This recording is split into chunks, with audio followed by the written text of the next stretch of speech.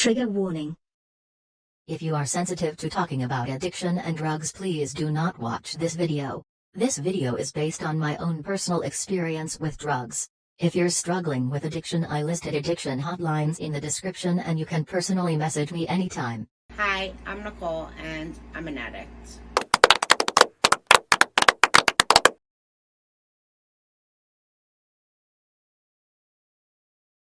Success and happiness doesn't even compare.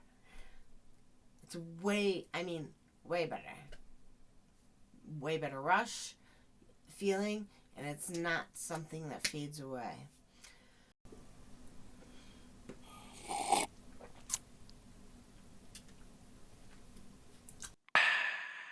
Hi guys, I'm Nicole. Thank you so much for coming to my channel. I really appreciate it. And today I'm going to be talking about something that is really, really important for today's generation, the past generation, and the future generation, and that is addiction. Had I known a little bit more about addiction, I may have had a different life. But unfortunately, I fell into the opioid epidemic. And now more than ever, people are dying left and right every single day from fentanyl. Not only that, people are getting addicted every single day to fentanyl. According to data from the CDC, the drug is the leading cause of death for Americans between the ages of 18 and 45. Why are these drug cartels lacing fake Xanax and Adderall with fentanyl?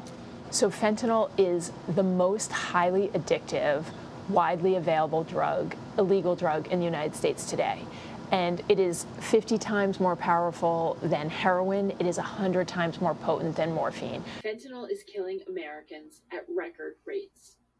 Many of them didn't know they were taking the deadliest drug our country has ever seen. They didn't know how drug traffickers mix fentanyl in cocaine, in heroin, and in methamphetamine. They didn't know that the prescription pill they bought from a dealer on social media was fake and actually contained fentanyl. And they didn't know that just one pill can kill. Other opioids that doctors are prescribing due to surgeries and whatever other reasons people get prescribed pain pills, they will take your life, take your soul, rip it out of you, and destroy your life. Addiction and opioids do not judge you. They don't care if you're rich, poor, fat, skinny, black, white, brown, green. They don't care, male, female. All they want is your soul. And I am super lucky that I'm here making this video right now because I was able to get out of that addiction. It is possible that I go back, but as of today, I am definitely not using drugs today. And I've been 4.5 years clean off of opiates, and other drugs. Could not be prouder of myself. And I want to do more to help other people that are struggling right now. So I don't know what it is that I'm going to do. I'm working on a couple things behind the scenes, but for now, the best thing I could do is bring awareness to this topic, talk about my story. Hopefully I can connect with somebody and this will help somebody. If you are struggling, please leave a comment. I want to talk to you. If you are a parent of somebody who is struggling, please also leave a comment. I will give you the best advice that I possibly can and help you in any way that I can.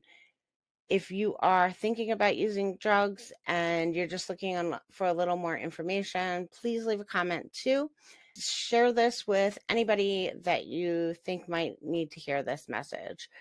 In this video, I'm going to talk about, like I said, my story. I'm going to kind of go through some of the top questions that people ask me about addiction. And I just want you to know that when taking opioids, it's not like a drug where you could just do it once. You do it once, that's it. It's a wrap. So when I was 22 years old, I was prescribed painkillers. I was prescribed them at first for having extremely bad cramps. I was prescribed Vicodin, which is an opioid. An opioid or an opiate is basically a pain some kind of pain pill, or it can come in patch or liquid for severe to moderate pain. And it was designed to use for short periods of time. Or they give it to people who are in hospice or cancer patients who are on the verge of dying, so they are comfortable, and sometimes they even give high doses of morphine to people in hospice, almost to like medically overdose them, which is crazy. It comes in all different forms. So there's Vicodin, there's Percocets, there's Oxycontin, Oxycodone, there's Darvocet, morphine, fentanyl, and then there's methadone.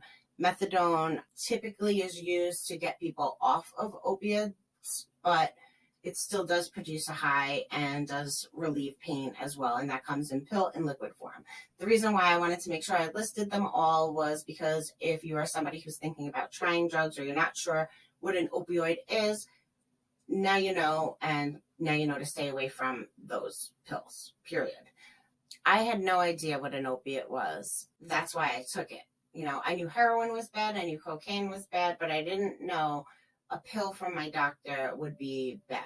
He basically was like, it's like a stronger Advil. This should help you with your cramps, and I'll just give them to you, for the month, and you can take them, for other pains you might have, because I was also complaining I do have back issues. So I was like, all right, cool. I wish that somebody had told me they were addictive, because I didn't know. I literally thought I was taking something that was like an Advil.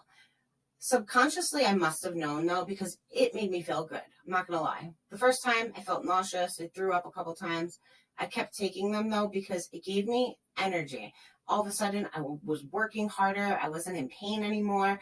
I was happier, and it was great, so why wouldn't I take them? Long story short is that, I would take them while I was working. I was waitressing. I would drink with them, and I liked them. But I didn't know they were addictive. So I would just take them, and I know that sounds naive, but I just didn't know. Anyways, I went to go visit a friend in college. I didn't refill my script that month because I was like, I'm not working. I'm going down to party. Like, I don't need these pills. Whatever, I'll take an Advil if I'm in pain.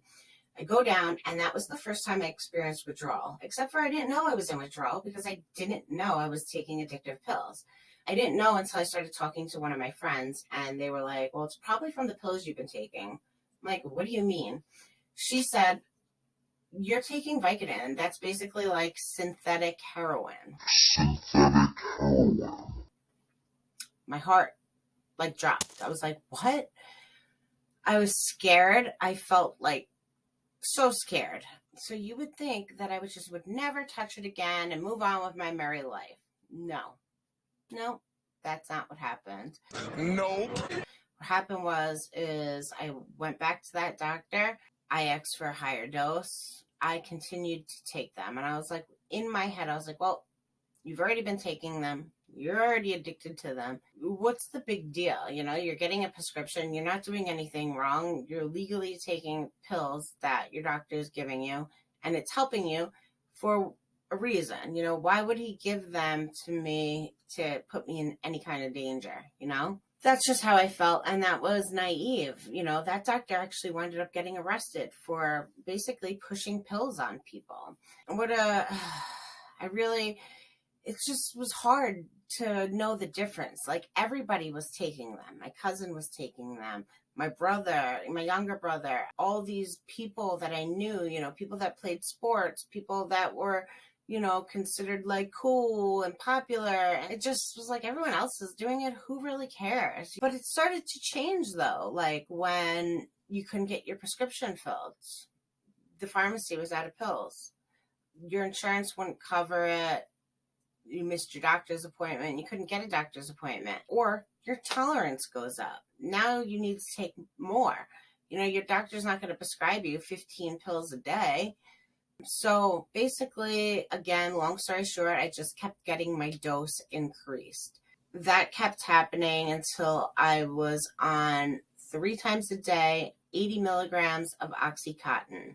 And that's, where things started to change a little bit. Everett, Washington, a proud working-class town just north of Seattle. Now, like so many places, this city is being crushed under the weight of an opioid epidemic. homeless addicts in doorways, overdoses in bars. Fed up and desperate for more resources, Mayor Ray Stephenson and his city have launched an unprecedented fight against Purdue Pharma, the company that has made billions off the opiate OxyContin. Not only was I getting them from that doctor, I was getting them from two other doctors, 3 in total. At that time, you were able to see different doctors as long as you went to different pharmacies to fill them. And this brought me into a whole new life. At that time, I thought I was living this life of fun, thrilled, excitement.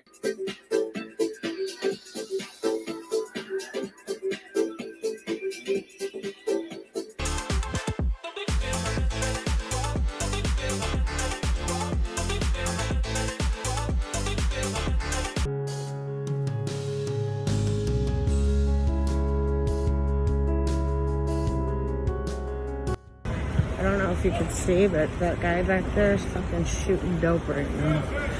On this channel, Tales on the Street, he interviews people that are in active addiction right now in Arizona. You can go check him out on YouTube.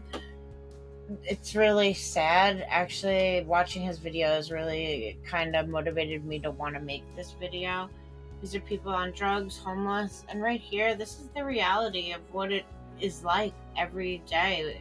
When you're using drugs, you're constantly like that. I can't tell you how many times I fell asleep like that and been in that position for hours. Y'all are doing a very good job. I have to commend y'all.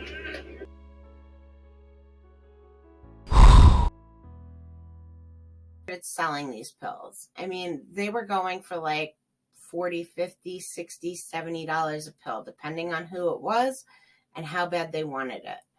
It was like a gold mine to me because I had so many. The problem is that I was also taking so many. And when you start becoming really addicted to these pills, your tolerance goes up really quick.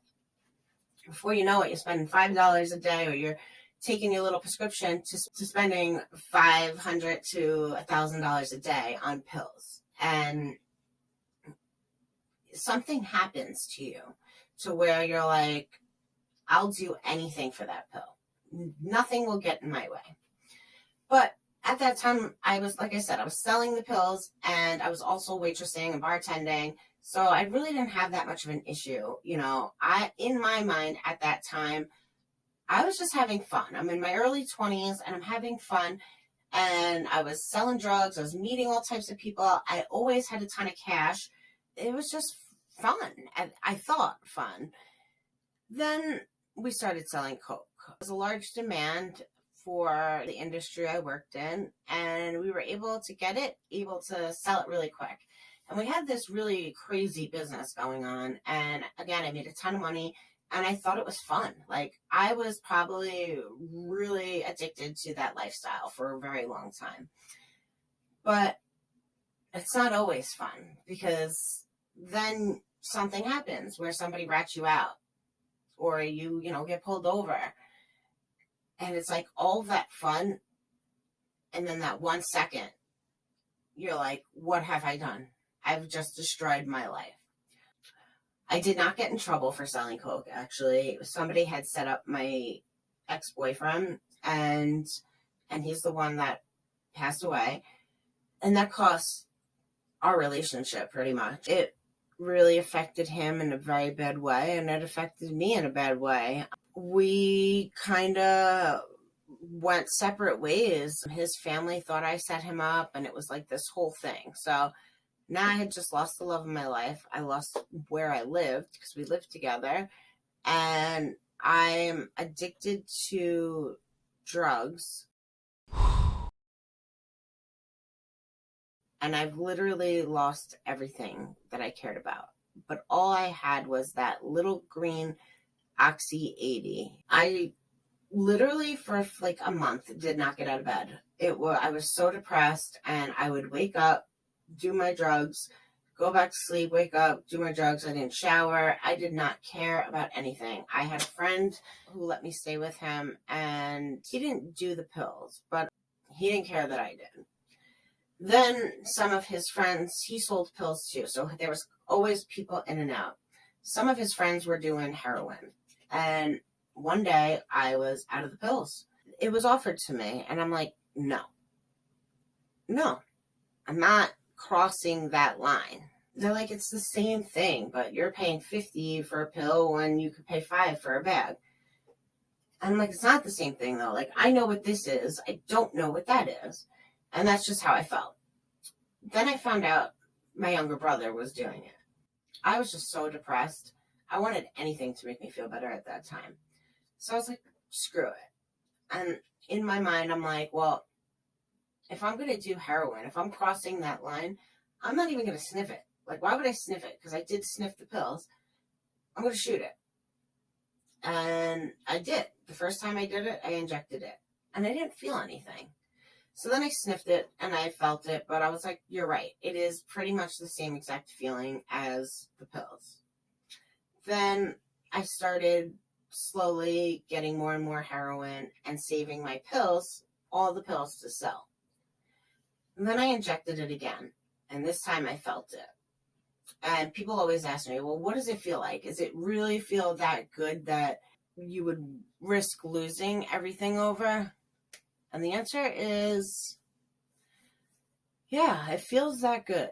I mean, it does feel good for a second. It's a body high. But it feels like the best way I can describe it is falling in love. When you get that like rush into your heart, you feel that love. That's to me what it feels like. I also get that feeling now when I have success and when I do well. In fact, I think the success high is 1,000,000 times better than heroin. But at that time, I didn't know that high, so that high made me feel good. The problem is you get the high and then you fall asleep. You're like, barely talk. I've watched a lot of people overdose. I've woken up to friends dead. It's not to be played with. I've done some really grimy things in my life. I never had to hook or prostitute, but I'm not saying I wouldn't. You don't know what you wouldn't do. You would do anything for it. Because now you got that feeling and it takes over all your self-respect, everything you love, any morals you've ever had, and drains it out of you. And now what you become is just a shell that's designed to do anything possible to get more of the drug. And that's it. And that's how I lived my life for 10 to 15 years. I used to boost, sell drugs. I mean, I've stolen from my parents. I'm on a mind-altering drug. So at the time, I thought I wasn't high, and I was just thinking clearly, and I was making proper decisions. But I was not. I was on a drug that made me think only about that drug and nothing else. It turns you into an extremely cold person with no feelings at all. And my dad let me live with him for a little bit, and I would just go to his checkbook, take checks, and write myself checks. And I'm not talking about $50, $60, I'm talking about like $600-$700 a day. I would buy heroin with it. Sometimes I owed dealers money, and I was scared that they were going to come to my father's house, and I didn't know what to do. So I just took his checkbook. I mean, now that's haunted me, and I will say, I felt sick to my stomach when I was doing that. I really did. I remember sitting at the train station feeling disgustingly sick. The anxiety that I had was terrible, but I still did it again the next day. The fact that I would do that is sick. It's actually sick.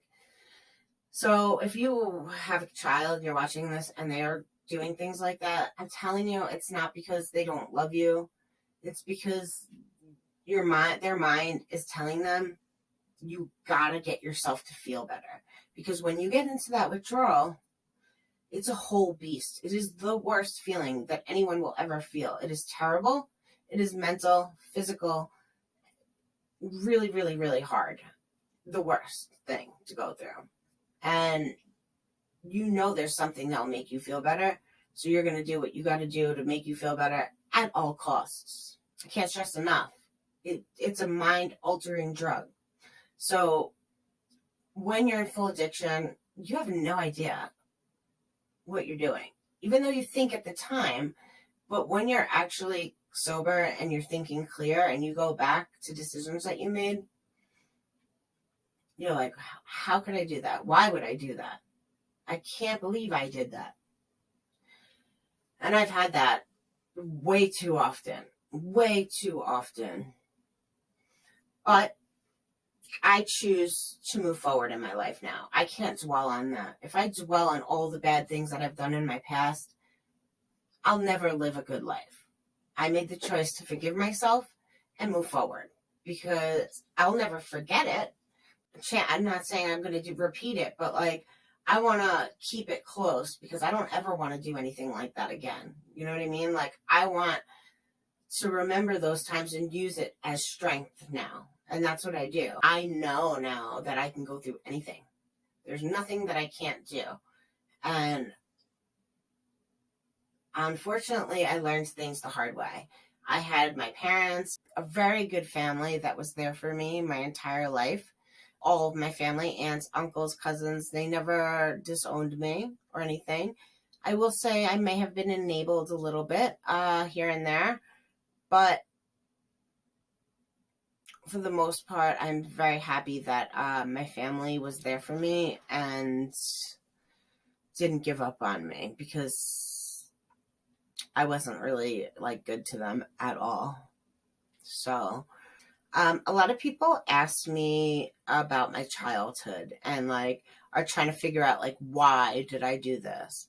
My childhood was good. Yes, my parents got divorced, but my parents are really close, still friends. In fact, last week, me and my mom went down to visit my dad in his new house and my brother in his new house. So my mom, stayed at my dad's house. My dad was always in my life, and I know he loved me a lot. He, for sure, gave me a lot of tough love, and he's also said some really messed up things to me. But I've also done some really messed up things to him. I don't even think my dad's over it still. He brought it up on vacation when I just went to visit him. I mean, he was still bringing it up. We got into a huge fight. And I'm like, well, when are you going to let this go? But that wasn't fair because I'm not the one who went through it. I can't even imagine going through what I put my parents through. It was a lot and it wasn't, fun for them. But I think about that now when I'm making choices because it's not just my life, that I'm affecting. And I know I used to be like, it is just my life. Like, I'm the one doing drugs. I'm the one that could potentially die. I'm the one who's screwing up my life. I didn't think I was, messing up anybody else's life. I also want to say, I don't think I had any trauma or anything like that. The only thing, and I don't want to say this in a negative way, but the only thing that I can think of that, may have had something to do with the decisions that I made was being spoiled. And I know that sounds crazy, but when you're spoiled and you get everything you want, that's how you think the world works. You just think that everything's always going to work out for you. And that's what I thought because that's what happened. I think I was able to manipulate people at a young age, and I was able to always get what I wanted. I would be smile, flutter my eyes. And then when I turned 21, 22, it was the same with men. I was able to get what I wanted, buy me drinks, buy me this, that, whatever. And I just thought I was invincible, and there were a lot of things that I wish I had learned earlier, structure in my life, as much as, and listen, my parents did They attempted to teach me a lot of these things. I just didn't care enough to listen or didn't want to be a part of any of that. I just wanted to do what I wanted to do. But had I been like forced, like structure, learning more about like setting goals and saving money and things like that, I feel like that may have helped me. I don't know if it would have really changed anything. Like I said, it was due to my doctor prescribing me pills that I trusted. So another question that I get asked a lot is what it was like during active addiction. And like, what is it like being a drug addict, basically? And it sucks. It really sucks, especially when you are addicted, which if you wake up and you didn't like save something, let's say from the night before to get your morning going, it's so hard to get out of bed. Your whole body is aching, you're sweating. And there's a lot of mental that goes into this too, because it's because of the drug. So now what's coming. Like, you're in for like really, really uncomfortable. I'm going to see if I can find a clip, but in one of the Twilight movies, when Bella turns into a vampire and she's like screaming, like,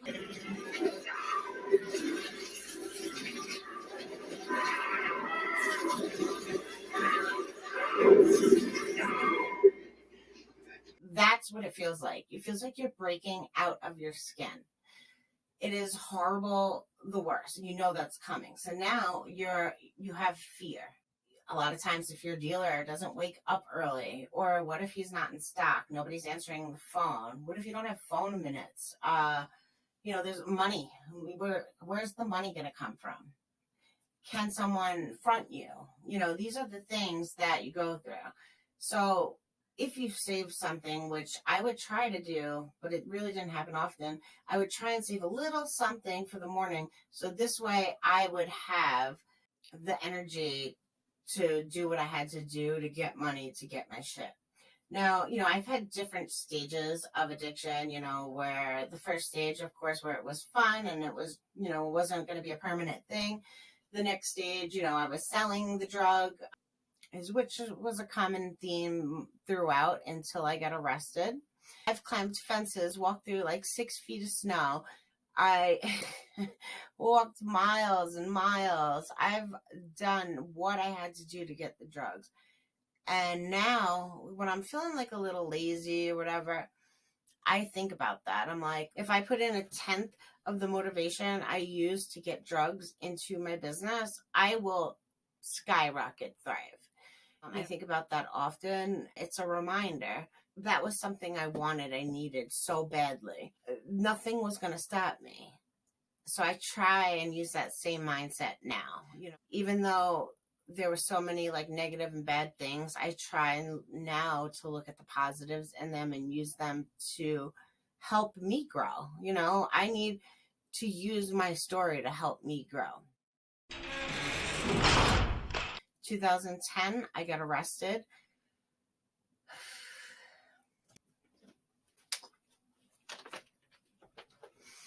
In December of 2009, I got arrested on a conspiracy charge, basically for transporting heroin from the Bronx and Queens to Long Island. I got in like a whole bust of people, a whole big drug bust. I was on the front page of the newspaper. It was very embarrassing. And luckily, it was my first time like really getting arrested for a felony or any kind of drugs ever. That sucked. You would think that would be enough, but it wasn't enough at all. I got arrested, and I was so lucky that since I had paid, first of all, I paid like 10 grand for a lawyer. I got a really good lawyer. He got me a 6-month deal that if I complete this little 6-month program, stay clean for 6 months, no felony, off my record, done. I couldn't do it. I couldn't even do it for like 3 weeks. So then they put me on regular probation. I couldn't do that either. It was horrible. It was the worst. I hated it. So I wound up doing 8 months in jail. Obviously, I got clean in jail. But again, if you're not ready to get clean and you want to get high, you'll get high. Of course, I got high in jail. I had a pen pal. I had them sneak me in things. Like, it was crazy. But yeah, I got out and I knew I wasn't going to stay clean. I stayed clean for a while, though. I got out of jail. I moved up to where I am now. I was planning on staying with my mom for the summer, and I met a guy. And I was clean for like a year, and it started all over again. Same thing. Started taking a couple pills here and there. Within like a week or two, I was back to the heroin. This time was very different, though. They have a saying in AA that every time you quit drugs and you go back, it's never like the same. You always have this guilt, and it's just not like fun anymore. It's more like agony, you know? And that's exactly what it was. I felt guilty all the time. I was back in my old behaviors. I was lying again. I was boosting again. Boosting is like stealing from stores, stealing merchandise, and then selling it to make a profit. And I was just reckless. And here I am in my 30s doing this crap. I felt like the biggest loser ever. But I kept doing it. And then I met my friend Yankee. Yankee was put in my life for a reason. He was this like guy that didn't do drugs. He didn't sell heroin. Like, he just became a friend, and I would go to his house and chill. He was like this really nice guy that had like a little lazy eye, but he was really cool. So I'd go there, I would chill, and we started becoming really good friends. So I started talking to him about what was going on in my life, and it became a daily pattern. I'd go to his house, get high, and I'd start crying, start feeling guilty for all the things that I've done, and talking about how I wanted to change my life. At this point, the drugs did not make me feel good. They made me feel depressed. At this point, I was also scared with the fentanyl. Like, I didn't know. Sometimes it was like really good, really strong. Sometimes it sucked. And like, I didn't want to die. You know, I just knew that there was something more for me. But it's so hard to quit. You know, it's just so hard. And like, if you're using and you've ever been through withdrawal, you know what you're in store for, and you just don't want to do it. And then the thought of Suboxone, and Suboxone is so hard to get onto because you have to wait until you're dope sick. And if you take it too soon, it will throw you into an even worse withdrawal than the initial opiates would throw you into. And when I tell you it's bad, it's bad. But so you have to like really wait like 2 days, you know, a solid like 24 hours to 48 hours until you could take a Suboxone. So it's hard, you know. You have a routine already of going, you know, meeting the people, socializing, getting the thing. But it became like I had nowhere to go to hit myself. I would some days sit on the bathroom floor or a bedroom floor for like 5 hours. There'd be blood everywhere. Spoons, cottons. It was disgusting, dirty, gross. And I would just sit there over and over. I mean, it just wasn't fun anymore. Like, I wasn't getting that joy out of it. Not that I've ever had joy from it, but there's just like a feeling we're all looking for. And it's the rush with opiates. It gives you a rush. I wasn't getting it. I was getting so depressed. Now it's New Year's Eve. I'm, you know, gung-ho that I'm going to make changes, blah, blah, blah, blah, blah. And Yankee goes to me, Nicole, you're my homegirl. I love you. You could come here every day and get high. He's like, I think personally you should quit because you're better than that shit. But if that's what you want to do, you can come here, you can get high every day, I don't care. But you cry every single day. Every single day you're crying. And I said, and you could come here and you could do that too, girl. He's like, I don't care. but you're crying about the same thing every day for weeks now, and you haven't done anything at all to make any changes.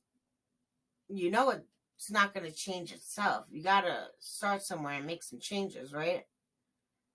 The way he said it. Now, this is something that 1,000,000 people have said to me. The way he said it to me, it was like my brain was like click, click, and then I got pissed. I was like, who do you think you are talking to me like that? If I say I'm going to do something, I'm going to do something. And that's a fact, because I was like that. I am that type of person. I am that ride or die. Like, if I say I'm going to do it, I do it. It hit me. That hit me. And I was like, who does he think he is? I'll show you. You don't think I can get clean? You don't think I can change my life? You don't even know me. You know me as this like dope fiend. I'm like, you don't know me. And as I'm saying it, I'm thinking, I don't even know me. I don't even know me. I'm what, 33, 34? At that time, I think I was 35. I'm 35 years old. I ain't shit. I got a couple waitressing jobs. I have no purpose in my life at all. But I'm going to change that. And I did. The next day, I did it. I went home that night. I was open to my boyfriend about everything. And I stuck it out. I got on Suboxone. I withdrew for a couple of days and started taking Suboxone. Now, a lot of people, including my father and like other people, think Suboxone is a crutch. And in some ways it is. And a lot of people think Suboxone is not getting clean. But let me tell you, I went from robbing stores to a business owner at this point. I think Suboxone saved my life. And without it, I don't know that I would have gotten clean. And for all the people out there, if anybody's watching that doesn't know what exactly Suboxone is, what Suboxone does is it's a medication that does not get you high, but it attaches to your brain receptors. And it's the same receptors that I guess maybe the dopamine's on. It's the same receptors that are getting filled when you get high. So what it does is it clings onto it and it makes your brain, and it fills it to the max. It makes your brain think you're high when you're not high. And then when you go to use, you can't get high because your receptors are already filled. So it helps with cravings tremendously. It helps with withdrawal, obviously, and it really does help get your life back on track. I don't think it, for some people it might be a permanent solution, a lifetime decision. For me, it's not. For me, I started noticing maybe like 2 years after taking it, just some behaviors that I didn't want in my life anymore, like worrying. I was going on vacation. I was worrying about, having enough Suboxone, calling the doctor. I was nervous that he wasn't going to answer. And to me, that reminded me of like when I was calling my drug dealer. So I said enough is enough. The decision that my doctor and I made was to switch from Suboxone and go on to Sublocade. Sublocade is a shot, which is basically the same thing as Suboxone. It pretty much lasts like 6 months. But you take the shot every month. If you miss your appointment, that's fine. You don't need to have strips. You don't need to go in and get your strips counted. It eliminates a lot of things.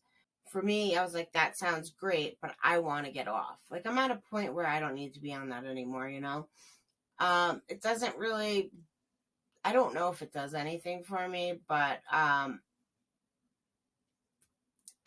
working on getting off of it as we speak. So I get shots I think every other month, and each time they're lower and lower. And what it does is you get a shot in your stomach, and it's like a little ball, and then it releases daily a certain amount. And every day, I think after like 4 to 6 weeks, it just releases a little less, a little less, a little less. So it's a really, really slow taper off of it to make the withdrawal symptoms slim to none. That's what I need, because it sucks. Now here I am 4 years clean. My mindset is totally different. To have to go through withdrawal again does suck. So if you can do it without anything, I say go for it. Methadone is also another option for me. I did not want to go that route because you still get high on methadone. And also, I just wanted to say, if you are somebody who does not take opiates, like you never took an opiate and you took a Suboxone, you can get high on Suboxone. The thing is that if you're using daily, your receptors are already used to a certain amount. So when a person that's using a Suboxone daily takes it, they're not going to get high. But a beginner person, they're going to get high, like really high. I don't know if you can overdose on it, but I know you could take 1 strip or 14 strips and you're going to still feel the same, because it doesn't like increase on how high you get. Anyways, I've never gotten high off of it, so I don't know. But methadone, yes, you could still get high off of it. Methadone, you have to actually physically go to the clinic every single day, and they watch you take it. It's a drink. And you could still use on it and get high. So I just felt like that wasn't the right option for me. Yeah, I it's up to you on what it is that works best for you. Everybody's different, I just didn't want to be going there every day. And I also just wanted to like move forward with my life. I didn't want to be high anymore. If you're trying to get clean and someone's judging you because you're taking Suboxone, don't let that get to you, because this is your journey. I've changed so much, but I got to be honest, Suboxone is not going to fix you. If anybody has made it this far through the video, thank you so much. You are a real one. There is so much stuff that I could talk about. There's so much stuff that I cut out. And what I think I'm going to do, if this video gets out and anybody sees it, please let me know what you would prefer. If you'd prefer me sitting down talking type video, more like a podcast, longer style videos, or shorter style videos. I know everybody's attention span is short, including mine. And I know a 45-minute video, or however long this video is long. But there's a couple of things I just want to recap on. First is, I was not trying to glorify or make anything look good. I'm just trying to be real as I can, at least in a short period of time, on what it's really like to be in active addiction. It sucks. The second thing I wanted to say is that if you need help, again, please reach out or reach out to somebody. It doesn't have to be me, but if you do reach out to me, I will do what I can to help you in any way that I can. Another thing, if you are a parent or you live in the house with somebody that is using, this right here, can you see it? The lights. Ooh. Okay, it's Narcan. So this is Narcan. Basically what it is, it has the main ingredient that is in Suboxone, which is naloxone. This, I don't know how many, I've never had to use it before. Well, another story. But this, I believe what you do is you take the cap off, and it's like a nasal spray. And if somebody is overdosing, this will take them out of overdose. This will also probably put them into withdrawal, but this right here, can we see with the light? Okay, it's not it's Narcan. Narcan nasal spray. So they give this out for free. If you can't get one for whatever reason, let me know, and I will find it in your city or wherever it is that you live to make sure that you get one for free. You have to have this in your house, especially nowadays. if you are living with somebody that is actively using, even if you're just suspecting it, or if you have a teen and you're not sure and they're out partying, get that, because that could save somebody's life. I also wanted to say that I really did want to talk more about my recovery, and I think I'm just going to make a whole nother video. I also want to make another video on my first year that I got clean, because I was expecting, like unicorns, roses and balloons and happy, and it was terrible.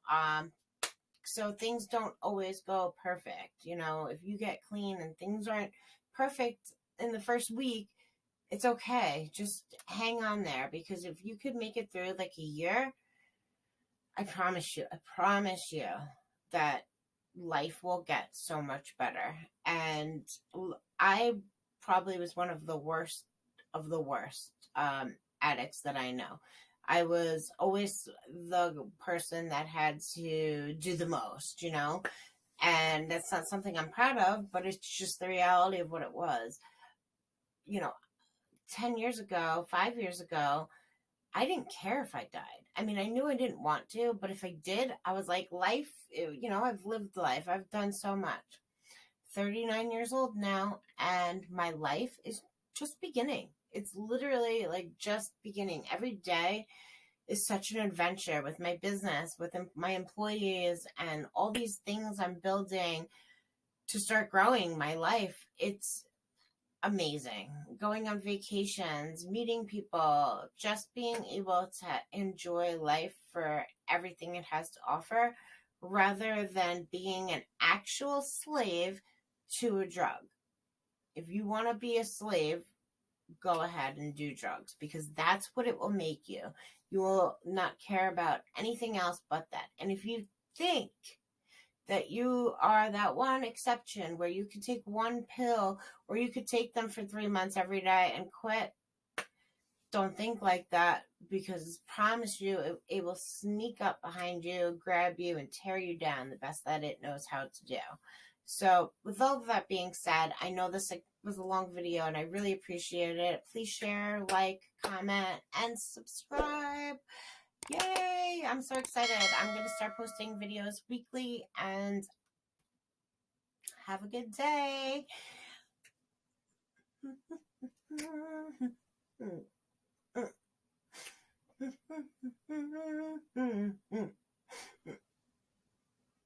Ew. Bye.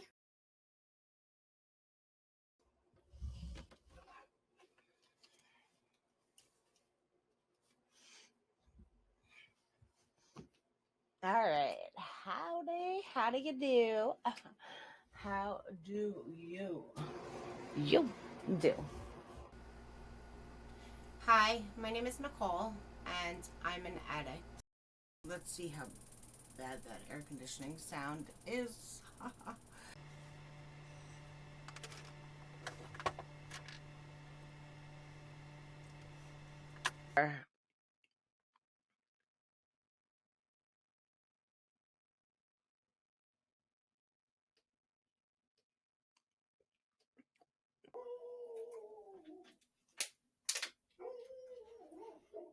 All right, let me.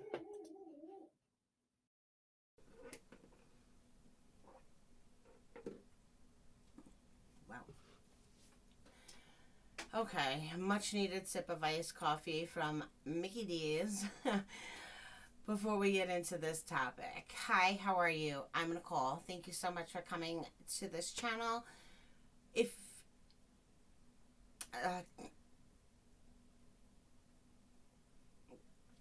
Hi, I'm Nicole. Thank you so much for coming to my channel. Today, we're talking about drug addiction, and this is, I got clean, and pretty much the most common questions that were always are asked of me from people. Sorry. So right now, listen, I am really sick. I think I might come home early. Are you available to pick me up from the airport? Blah, blah, blah. She's like, why are you sick? I told her the symptoms, and she's like, oh, you didn't bring your pills with you? And I was like, no. She's like, oh, you're probably going through withdrawal. I'm like, what? Yeah, you're probably going through withdrawal. She's like, what? I'm so confused. I'm like, dude, what are you talking about? I go, they're just like Advil. She's like, no, they're more like synthetic heroin. When she said those words, it was like in a movie, like synthetic heroin, like in my head. I'm like, holy fuck, are you kidding? Hold on. Okay. You're an amazing person. It doesn't matter what you've done. Your past is your past. Like, what is it that you want your future to be? Success and happiness doesn't even compare. It's way better. Way better rush feeling, and it's not something that fades away.